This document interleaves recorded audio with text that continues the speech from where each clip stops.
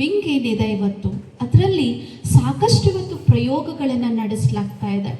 ವಿಶೇಷವಾಗಿ ವಿಷಮುಕ್ತ ಇವತ್ತು ಏನು ಹೊಲಗಳನ್ನು, ಏನು ಬೆಳೆಗಳನ್ನು ನಾವು ಇವತ್ತು ಬೆಳೀತಾ ಇದ್ದೀವಿ, ವಿಷಮುಕ್ತ ಆಹಾರವನ್ನು ನಾವು ಯಾವ ರೀತಿ ಬೆಳಿಬೇಕಾಗಿದೆ.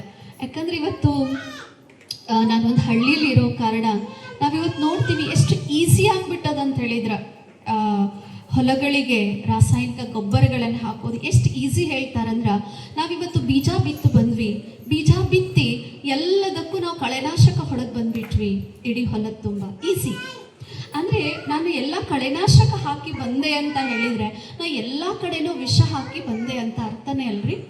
ಅಂದರೆ ನನ್ನ ಪರಿವಾರಕ್ಕೂ ವಿಷಾನೇ ಕೊಡ್ತಾ ಇದ್ದೀವಿ, ಜಗತ್ತಿಗೂ ಕೂಡ ಇವತ್ತು ವಿಷ. ಅಂದರೆ ಈಸಿ ಬಾಟಲ್ ತಗೊಳ್ತಾ ಇದ್ದಾರೆ, ಅದನ್ನು ಎಲ್ಲ ಕಡೆಗೆ ಸ್ಪ್ರೇ ಮಾಡ್ತಾ ಇದ್ದಾರೆ. ಅಂದರೆ ಭೂಮಿ ತಾಯಿಗೆ ವಿಷ ಹಾಕಿ ಹಾಕಿ ಕೇವಲ ಭೂಮಿ ವಿಷ ಆಗಿಲ್ಲ, ಅದ್ರ ಮೇಲೆ ಹರಿತಾ ಇರೋ ನೀರೆಲ್ಲ ನದಿ ಸೇರ್ತದೆ, ಆ ನದಿ ನೀರು ವಿಷ, ಗಾಳಿಯಲ್ಲಿ ಹೋಗ್ತದೆ ಗಾಳಿನೂ ವಿಷ. ಅಂದರೆ ಆಹಾರದ ಜೊತೆಗೆ ಪ್ರಕೃತಿಯಲ್ಲಿ ವಿಷಗಳನ್ನು ನಾವಿವತ್ತು ಮಿಕ್ಸ್ ಮಾಡ್ತಾ ಇದ್ದೀವಿ. ಪ್ರಯತ್ನ ಅಂತೂ ನಡೀತಾ ಇದೆ.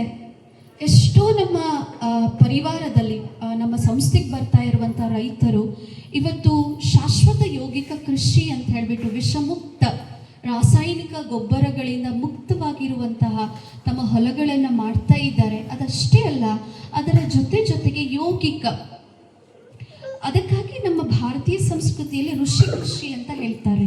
ಋಷಿ ಕೃಷಿ ಅಂತ ಹೇಳಿದರೆ ನಮ್ಮ ಕೃಷಿಯಲ್ಲಿ ಋಷಿ ಅಂದರೆ ಧ್ಯಾನ ಮಿಕ್ಸ್ ಇದೆ ಅಂತ. ಹಾಗಿವತ್ತು ಯಾವಾಗ ನಮ್ಮ ರೈತರು ಕೂತ್ಕೊಂಡು ಯಾವಾಗ ಮೆಡಿಟೇಷನ್ ಮಾಡ್ತಾ ಇದ್ದಾರೆ, ಪ್ರಕೃತಿಗೆ ತಮ್ಮ ಪವಿತ್ರವಾಗಿರುವಂಥ ತರಂಗಗಳನ್ನು ಇವತ್ತು ಹರಡಿಸ್ತಾ ಇದ್ದಾರೆ, ಅದರಿಂದ ಆ ಒಂದು ಕಣದಲ್ಲಿ ಯಾವ ಶಕ್ತಿ ತುಂಬ್ತಾ ಇದೆ, ಆ ಶಕ್ತಿಯಿಂದನೂ ಕೂಡ ಮನಸ್ಸಿನ ಮೇಲೆ, ಆರೋಗ್ಯದ ಮೇಲೆ ಇವತ್ತು ಪರಿವರ್ತನೆ ಆಗಲಿ ಅನ್ನುವಂಥ ಪ್ರಯತ್ನ ಇವತ್ತು ನಡೀತಾ ಇದೆ. ಆದರೆ ಈ ಒಂದು ಜಾಗರೂಕತೆ ಏನಿದೆ ಕೇವಲ ಒಬ್ಬರು ಇಬ್ಬರು ಇಲ್ಲ, ಎಲ್ಲರೂ ಇದರ ಸಲುವಾಗಿ ಜಾಗೃತ ಆಗಬೇಕಾಗ್ತದೆ, ಎಲ್ಲರೂ ಇದರ ಸಲುವಾಗಿ ಪಣ ತೊಡಬೇಕಾಗ್ತದೆ, ಎಲ್ಲರೂ ಇದರ ಹಿಂದೆ ಸ್ವಲ್ಪ ಆದ್ರೂ, ಭಾಳ ಇಲ್ಲದಿದ್ದರೂ ಅಳಿವಿನಷ್ಟಾದರೂ ನಾವು ಯಾವಾಗ ಸೇವೆಯನ್ನು ಮಾಡ್ತೇವೆ, ಆಗ ಪ್ರಕೃತಿ ತಾಯಿ ನಮ್ಮನ್ನು ರಕ್ಷಣೆನೂ ಮಾಡ್ತಾಳೆ ಕೊನೆವರೆಗೂ. ಯಾಕಂದರೆ ಸತ್ಯುಗದ ಆದಿಯಿಂದ ಹಿಡಿದು ಕಲಿಯುಗದ ಅಂತ್ಯದವರೆಗೆ ಇದೇ ಪ್ರಕೃತಿ ಇದೆ.